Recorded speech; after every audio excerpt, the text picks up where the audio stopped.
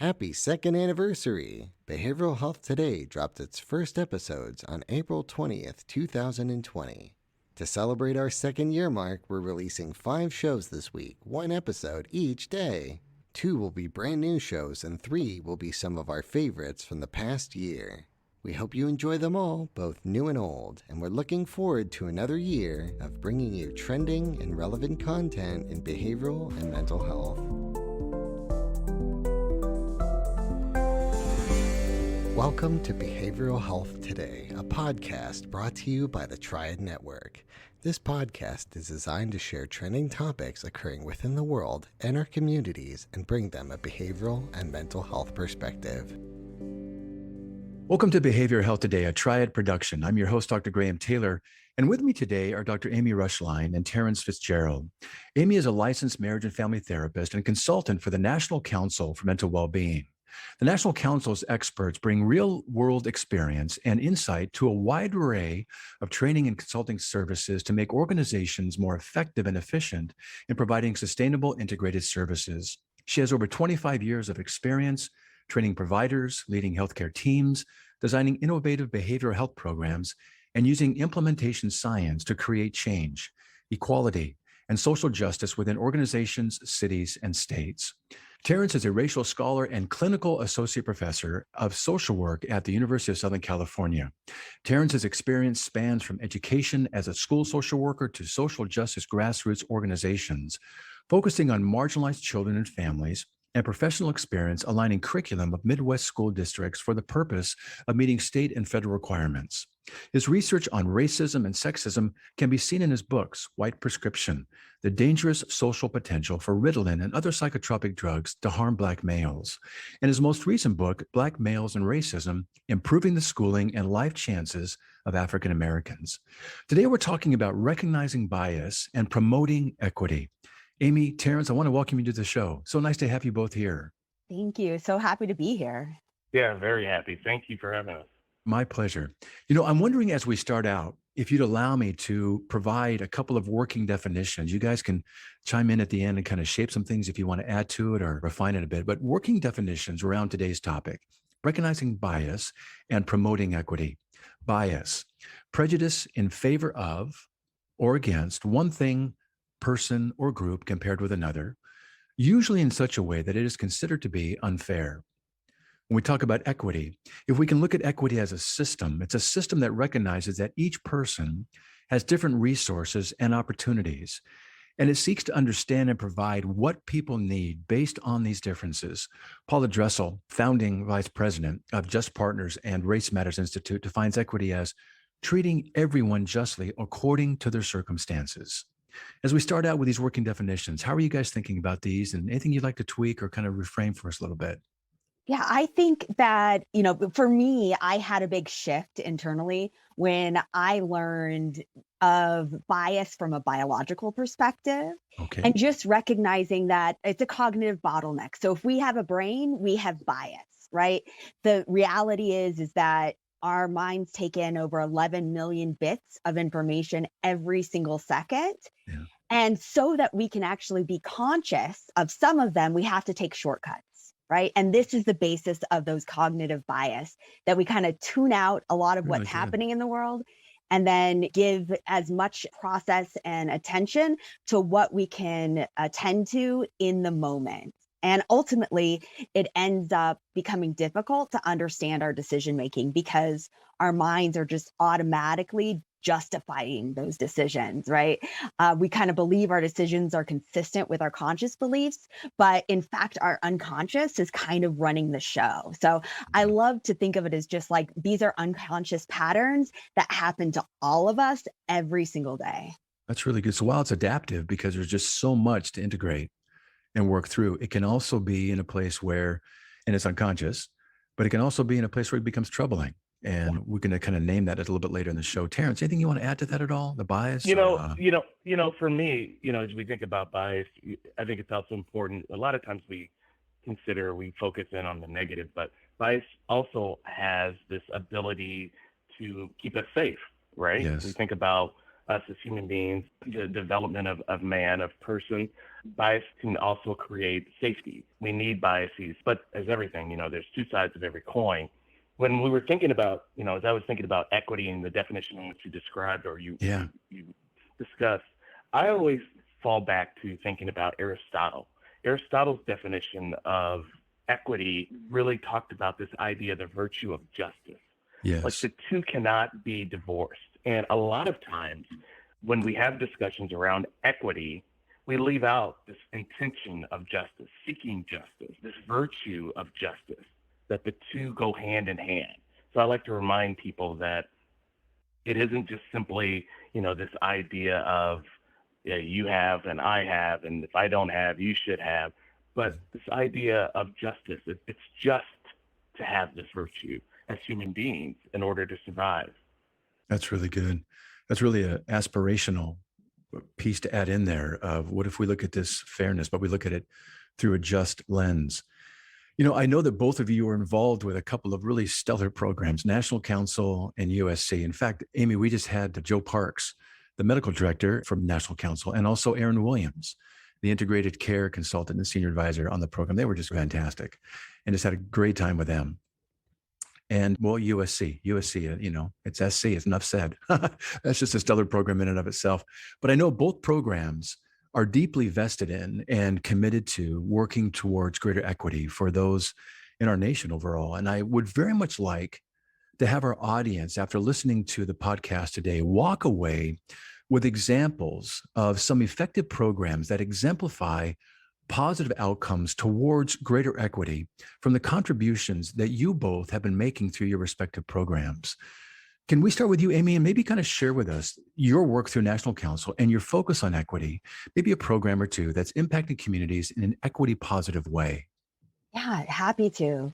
I think from my professional career, National Council has allowed me to do things that are most aligned with my DNA, so to speak. Okay. And part of this is doing the equity work. And so we've been able to hold learning communities and communities of practice where we're providing training and technical assistance and coaching in organizational change methodology, also using data-informed metrics like equity, climate assessments, and more, where we're really focusing on trauma-informed, resilience-oriented, equitable care.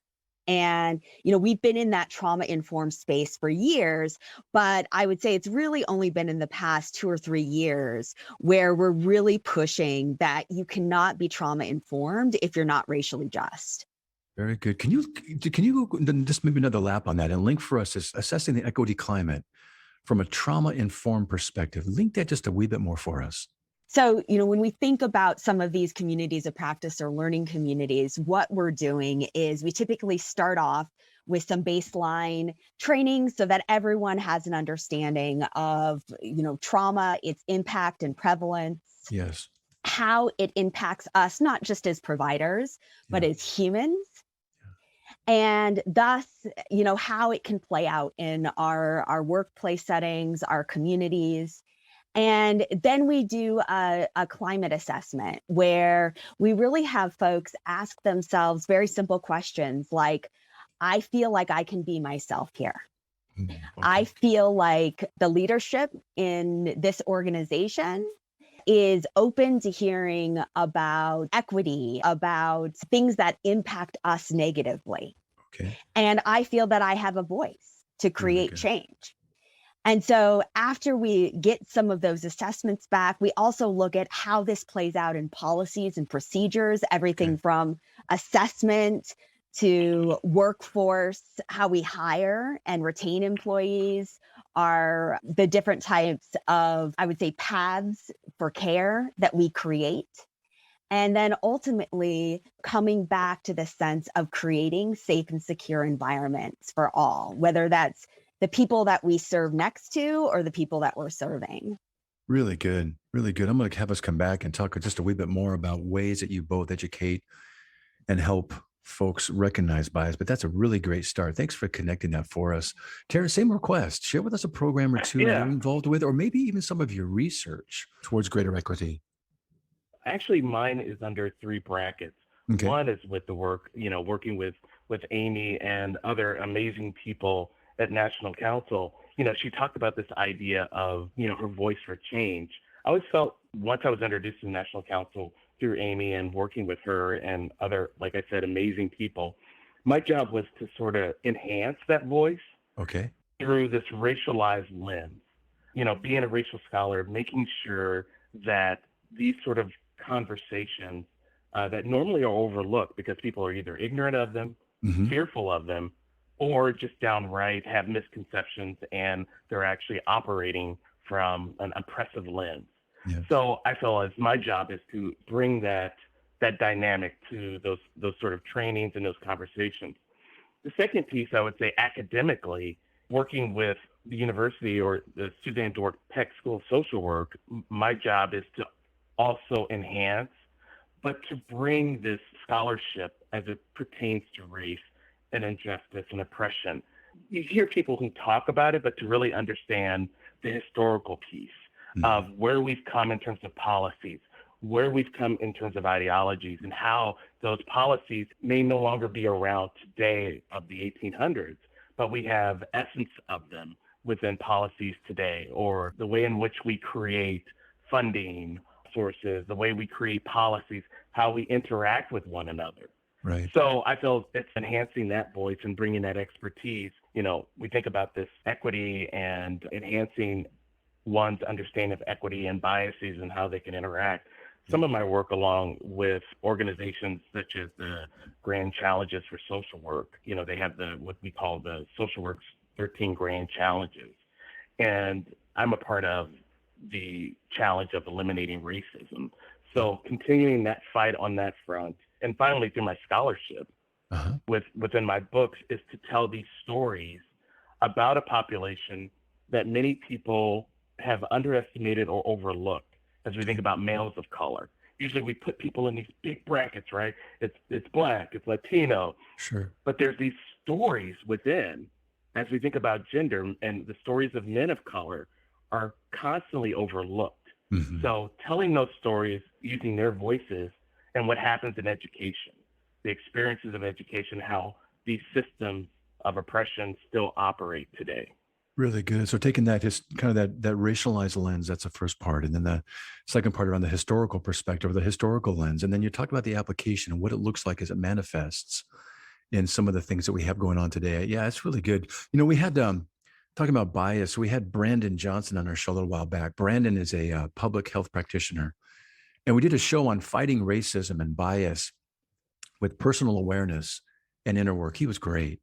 And he helped our audience learn ways to develop greater personal awareness to identify bias. And he gave us some exercises to help us move towards greater accountability such that equity could be furthered.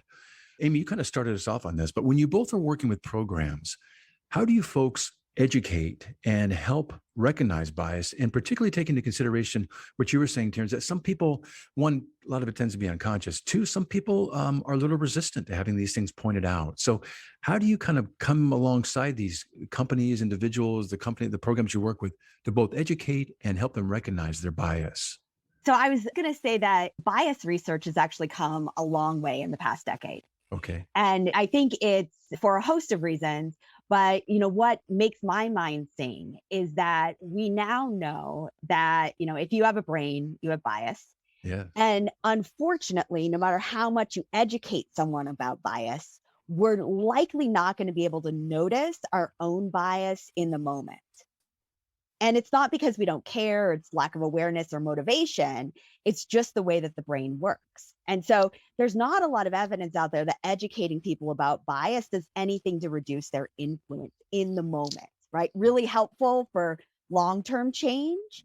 But as far as recognizing it in the moment, unfortunately, human bias occurs outside of conscious awareness, right? So unfortunately, as an individual, we can't consciously watch out for bias because there's never going to be anything to see. It'd be like watching out for how much insulin you're producing. So how this can actually be overcome is collectively.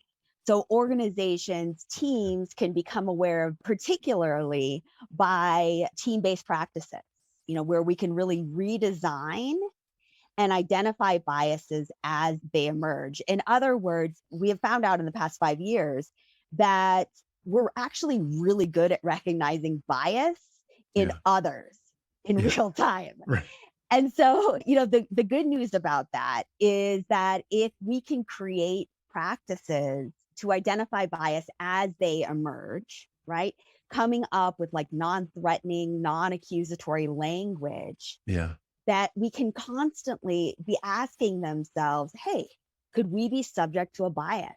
Yeah. When we're developing policies and procedures or in supervision or workflow decisions, Right. even when rounding or doing a treatment team, just Yeah. having some of those basic questions can reduce bias by 30 to 40%. Wow, that's significant. We'll be right back after word from our sponsor. Behavioral and mental health professionals provide critical support to our communities in a time when our communities need it more than ever. But they need support too, to continue their education, to connect with colleagues, and to advance their career. And so we've launched Triad, the hub for behavioral and mental health professionals. At Triad, you'll find education, community, and career resources for both current and aspiring behavioral and mental health professionals, all curated specifically for you and all for free. Visit us at hellotriad.com/BHT to register for your free professional account. Again, that's hellotriad.com/BHT. Come join the community today. That's really good. I like that idea that, if you got a brain, you've got bias. It just kind of goes hand in hand. And while it's adaptive on one point, because we're trying to process so many things, it can be problematic and it can be negatively impacting on folks. But I like this idea that we may not be able to recognize bias in the moment, but collectively, if we can walk through and take a look at these things in time in that process, I could see it might even be a kind of a nice, safe process too, to make our unconscious conscious. It's kind of part of what therapy does a lot of times, make the unconscious conscious, but able to become more conscious of our own bias through that collective approach first, and then being more informed later on down the road. That's a really great way to do it. Terence, same question. What are you doing to help educate and help folks recognize bias?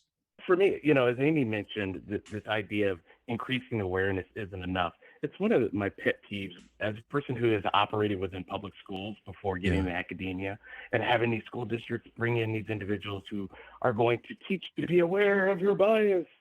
And then they stop short, as George Costanza would say. You stop short. You're now aware, now we're done. It's more than that. Like as Amy mentioned, you can't check yourself if you don't know.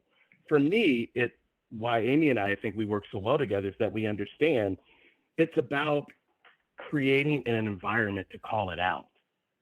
So we can talk about one's awareness, but then we also have to create space within organizations, which in schools for me, which public education by university settings, creating space where people can call it out and also feeling safe to call it out, right? What does that mean? So not feeling, okay. So if you and I are working together and there are some forms of microaggression, or maybe there's some sort of comment that you said that was based on a stereotype, and for you, it was, it's a belief.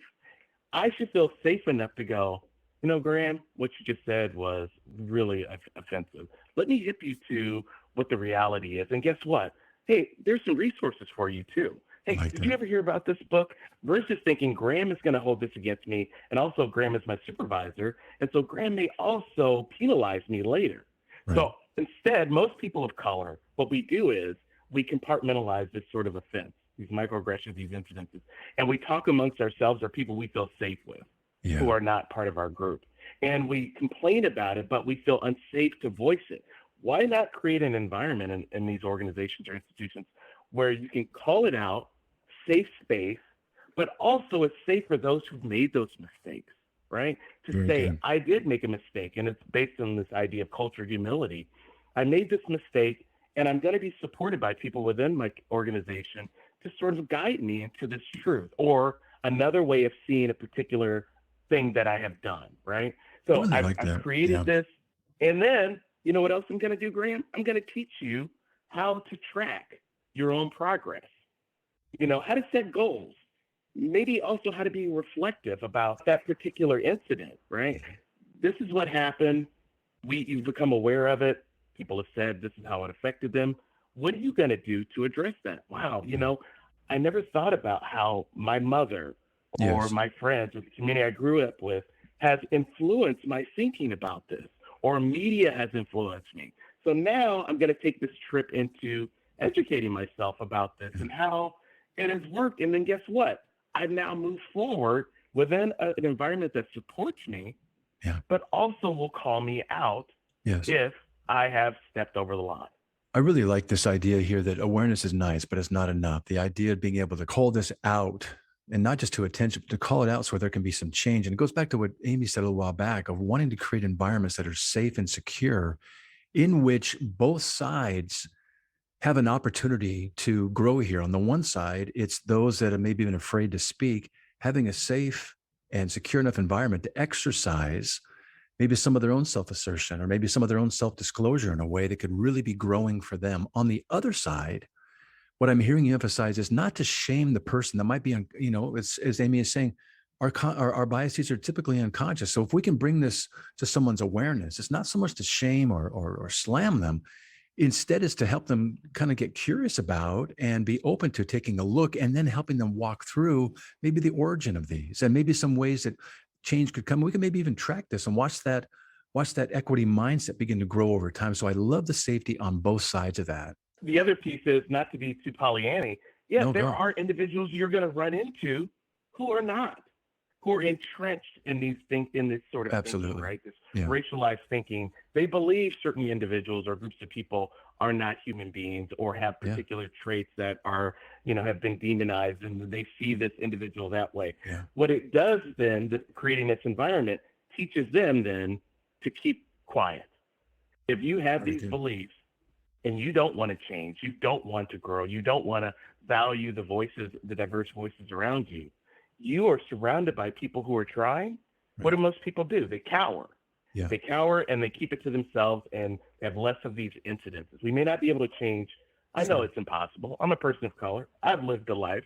I know it's impossible to change everyone. Yeah. But at least it sets up the environment that you communicate to people, this particular behavior is not warranted. It's not wanted, and it won't be accepted. So they're kind of on notice, aren't they? You can hold your bias, and we would encourage you to take a look at them, because I think when you hold those biases too, you limit yourself in the life that you could be living with a greater openness and appreciation and gratitude for what's out there.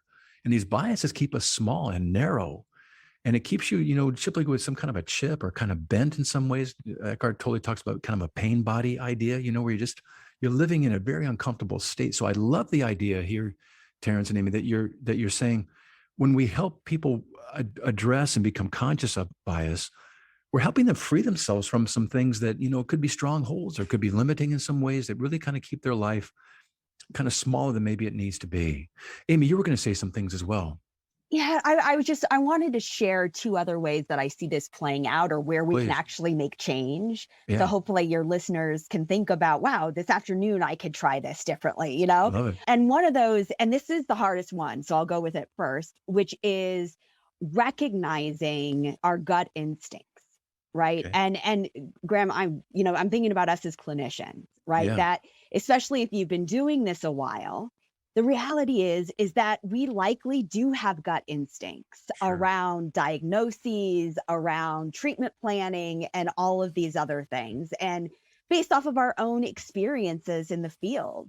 And, on some level, our instincts are wonderful because they've gotten us to where we are. But on the other hand, we have to realize that our entire field of mental health and substance use conditions and everything else is set on very inequitable, training, the way that we conceptualize wellness and all these other things, right? And so when we're thinking about designing equitable and bias countering processes and practices, we really want to encourage those that place an effort on cognition and connection instead of intuition or gut instinct. Got it. And Yeah, really that's good. challenging, right? And I think that, it's natural for us to want to make fast, efficient judgments, right? Yeah. And the reality is that if we really want to try to manage for bias, this is about designing practices to consciously slow down and setting up necessary conversations and other mechanisms where we can slow down, put more deliberative thought into things, and wider array of voices and experiences Yeah. before we move forward with decisions, right? So this is, for me, it's about cultivating cultures where in the workplace we're constantly reminding each other that our brain's default system is egocentric, and that we tend to get stuck in beliefs that our experiences or perceptions are reality, You bet. when better decisions come from stepping back and seeking out wider variety of perspectives and You views. bet. You know what I love about that, Amy, is, from our upbringings and our families of origin, and we recognize that dynamically we set up unknowingly, unconsciously, these psychic templates, these models, these schematas that we work from. And there's nothing right or wrong about that. That's just what happens. And what you're talking about is, and again, it's unconscious and it guides everything we do. It organizes our whole life. And it can be, some parts of it can be very enhancing, some parts can be very limiting. What I love about this process here is that you're encouraging telling stories and finding out and appreciating people's lives. Because the more people are talking in the room, that our paradigms, our schematas are forced to open up to recognize that ours is not the only one in the world. And why are the people doing what they're doing? And what explains some of the things that are occurring, allowing us to have a greater appreciation and maybe kind of move from that informed place to decide, how now do I have to think about this with this new information introduced? Because my old paradigm may not fit anymore. Again, some people are really bent, and the pain bodies idea, and we're not going to straighten them out, but hopefully they'll shut up and we can have a place where others, can continue to grow. Hey, once you're seeing, let's say bias addressed and named and called out, and these things we're talking about to here, and not just greater awareness cultivated, but you're seeing people move to a greater place of growth individually, collectively, in terms of witnessing kind of the rippling effects of this. What are you seeing take place in the positive way when there's this equity positive environment now? What are people experiencing? I've seen it in two settings. I've seen Okay. it, mentioned my previous work before getting academia with a school social worker. I've seen it within the school setting where there are particular teachers or administrators who are so focused on the state standards and testing and, Yeah. classroom management, and they're hesitant to do this sort of trainings or this idea of being reflective, looking inward, looking at past experiences, how it has shaped the manner in which they interact with children and their parents, Yeah. or maybe even other teachers. And you begin to see this change where they then are seeking out additional help around subjects they normally wouldn't. They then are also asking you about resources. It may not be a lot at first. It's one or two, emails here or there, but then you begin to see something you have said about, maybe thinking about parents and their experiences and thinking about the manner in which society has affected their behavior and what you're getting. You begin to see this breaking down of the wall that I've seen with teachers and administrators, and they become more critical of themselves and others around them. I'm thinking of this one individual student, and it doesn't mean, anything, but he was from Louisiana, and he had this deep belief about everyone pulls themselves up by their bootstraps. Everything's equal in this world. There's no such thing as inequality. There never was. Slowly but surely, working with him and exposing him to particular literature. And then when he would send me something back that was contrary, instead of getting upset, but, supporting him and saying, I get it. I like what you did. You went to look to find alternative, materials, but let's break down exactly what they said and why they said it and who is funding their writing, and then he began to start understanding, wow, there's more to it than what's just being put out. There's agendas by individuals. There's money and siding with one side versus another. And he began to open up, and he sent me a letter maybe 2 years after he graduated, how the discussions we had really changed his philosophy on people of color, and that he was grateful that I supported his growth. And it's because I saw him as a person on the fence. Yeah. He was a person who could go either way. He Yeah. wasn't entrenched, but he was really inquisitive.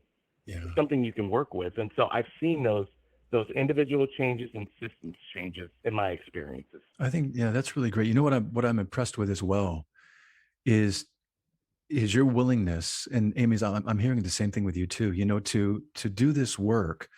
It requires kind of this holding capacity because people come in kind of prickly and pokey and, kind of biased and kind of locked down in a certain way of thinking. And it can be hard, Yeah, to it's sit hard. with that. It is hard. And it's hard to Yeah. be on the end while they're growing and kind of taking their lens that might be kind of tightly wrapped here and begin to slowly open it up. But you guys are talking about this really cool, and I admire you both around this holding capacity that allows people, going back to you, Amy, this safe and secure space in which to kind of wrestle with themselves, wrestle with you a little bit, and keep coming up with ways that are healthier, more accurate, and honest about thinking about some of the truths that are out there that they may not be thinking. And that requires a lot of holding. So my hat's off to you both in your patience and being able to do that. That is not an easy Well, task. don't give me too much, because Amy and I talk about this. As a person of color speaking about this, it's extremely hard, Yeah. because I'm living it, but then I'm also attempting to educate. So the stress of being this individual who you may have these biases against. Yeah, but And Terence, then that's what I'm trying to saying, hold, though. Yeah, but yeah, that's what yeah, I'm saying, because you are a person of color it's, doing yeah, this work, and you're having right, to hold this double right, dose of helping this other yeah, person it's, deal through their stuff. Plus, while you're yeah, being poked in the chest. yeah, it's, I'll just put it this way. It's stressful, but in the end, I keep thinking about, I don't know if it's appropriate, but, as a kid, my father, my stepfather, sixth grade education. Uh-huh. And I always describe him, I've told Amy, he's like the Black John Wayne. Okay. If you can imagine John Wayne Black, you Yeah, don't sure. talk to John Wayne about your first heartbreak, right? Because John Wayne, you need to buckle up, kid. You don't share emotions. We talked about fishing and the weather. So one day he told me, we were talking about, just came out of nowhere. He said, Terence, there are two types of people in this world. There are people that you can talk to, you just don't know. Yeah. They don't know. You talk to them, you may get them to see it, you may not get them to see it. And the others, you have to punch in the mouth. Yeah. And I took what he meant by that. Most people, majority of people, are those people who just don't know. Yeah. They're either victims themselves Mm-hmm. of this game, as we think about racism, thinking about their own privilege, thinking that they have this place on the apex that is above others, but majority are being played by a system. And some people just don't know because they've been misguided. Those are the people you can talk to. Those Yeah. are the people you can work with. And the others, you punching them out there, those individuals I talked about who are so entrenched, I'm not going to waste my time because it's not working. You don't want it. Yeah. So that's the best advice I was ever given Yeah, I really from like Black that. John Wayne. Just I like that image. Just a little quick sidebar you're talking about here. Those that are biased, locked up in their own stuck place, they are actually, without recognizing, they're actually victims themselves, trapped in this mindset. But what we know is that hurt people hurt people. Whether it's someone who's been through a trauma and comes out antisocial, and they were hurt very early on, but they become hurtful through their behaviors. Now you're talking about a victim of this kind of bias or prejudice. They're victims of something that they're stuck in, and those people can become victimizing, can't they? So that's a cool little sidebar, but I'm going to circle back around if you'd allow me. I think for you to hold the things you're having to hold while you're helping somebody work through the very things that are in some ways being projected onto you, or something, that could be related to you, that I think that's a really great holding capacity you provide. So really nicely done on that. Any thought on that, Amy, before we kind of move on? Or You both mentioned the fact that this work is hard, right? Yeah. And uncomfortable. And I think that we want to highlight, or my hope is for your listeners, is that we acknowledge that the research supports that Yeah. the more diverse and inclusive teams are, yes, they have a higher intelligence that's stable across times and tasks, and there's all these wonderful outcomes. Yeah. But what I don't think we always acknowledge and anticipate is that diverse and inclusive teams feel less comfortable. And that is why they actually perform better. And this research has been out there for over a decade, that diverse and inclusive teams really feeling uncomfortable is necessary for teams to get the benefit. In other words, when I'm surrounded with people who don't think exactly the way I do, who haven't had the same experiences that I have to work harder to explain myself and to understand the people I'm with. Absolutely. And so perceived effectiveness and confidence is lower in diverse teams. It doesn't always feel right, but it actually increases performance and outcomes for all. Oh, So, I love that. right. I think about in working in programs that I worked in the past, I always had my people, the people who, if we'd worked together long enough, I felt like we could finish each other's sentences and I would have a sense, what they would say. In essence, what I'm saying is you don't want that.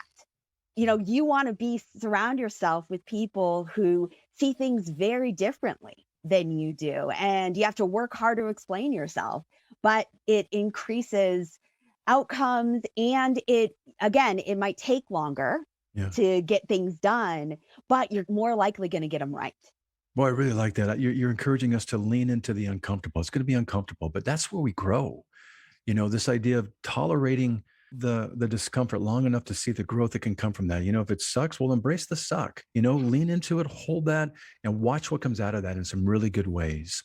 We're kind of beginning to kind of wind down in our time today, and I like it if you would each say a word to our listeners as a takeaway message around equity and the promotion of treating everyone justly according to their circumstances. Give us a takeaway message, each one of you, just a kind of a little pithy takeaway. Well, I just want to let people know that they can start anywhere along this process, Very that good. there's no wrong place to start when it comes to creating change and increasing equity for all, whether that's doing your own work by reading and seeing things. I have my own personal bias that I think where the work needs to become and be done the most is in white bodies like mine. Frankly, I think that's where we need to see more change. But besides that, I just want to honor that, that this is something that can be done and to try to, if we can, not see it as separate than the work we're already doing. Really right? good. Because then it becomes overwhelming. It seems like the next big thing of the month or the year, the new change process that we're going to. Instead, seeing where we can implement this in what we're already doing. So Very good. designing practices around our workflows and things that we already have going. That's really good. I like that. Terence, give us a pithy takeaway. For me, it is this idea that in order for us to move forward, for us to actually accomplish what so many people have, these nicely well-written mission statements on organization web pages, or before we do anything, before we think about bias training, before we think about diversity and equity and inclusion, before we think about moving anything on anyone, we need to set the groundwork. We have to begin with being reflective. Really good. We have to set the groundwork on ourselves. And the focus can't be just simply on some sort of eradicating of racism or just simply eradicate. We have to really take a look at ourselves. But we also have to take a look at the history of our organization, the history of people, and how we've gotten to where we are today. History is so interlocked as it relates to what's happening now. We ignore history. But history has set up what we are doing and why we're doing what's happening today, how we're interacting, the lack of services, the lack of respect, the lack of taking certain populations and their issues as major concerns, the overlooking of the marginalized, those who've been historically marginalized, has a lot to do with history and how that history has affected us. We really need to any sort of training that anyone wants to begin to create has to start with that. Yeah, there is a contextual meaning there, isn't there? Yes, Yeah, for sure. really good. Hey, as we close today, guys, would you each give us a resource or two, both for the organizations you're working with and maybe how people can follow up with you both personally as well? Sure. Yeah, that sounds good. Well, I think that there's a ton of great resources on the National Council Health Equity and Racial Justice page, from the climate assessment that we were talking about earlier that anyone can have access to toolkits that we have created to really walk people through the steps of how to integrate this into their practices, into the integrated health practices.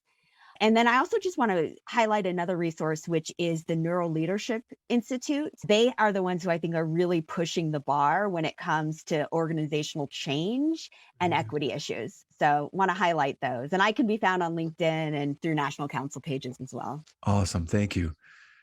Terence, any resources you want to have us listeners follow up on, please?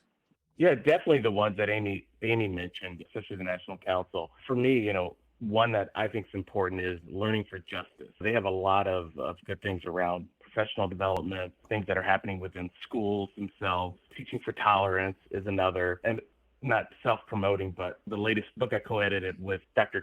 Kimberly Finney.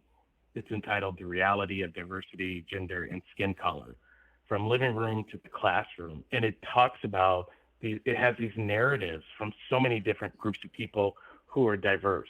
That from those who are, considered atheists to those who are Latino to indigenous people, their experiences.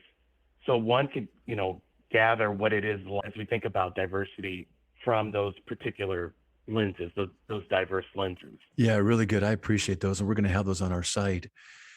As we come into a close for our time today, what I so appreciate about you both is that you're involved in some very creative and forward-thinking, clearly solution-focused efforts, to promote greater equity. I so appreciate what you're doing. It's been very inspiring. I very much enjoyed our time together today. I'd love to have you back at some point. So thanks for what you guys are doing. And thank you so much for being with us on the show today.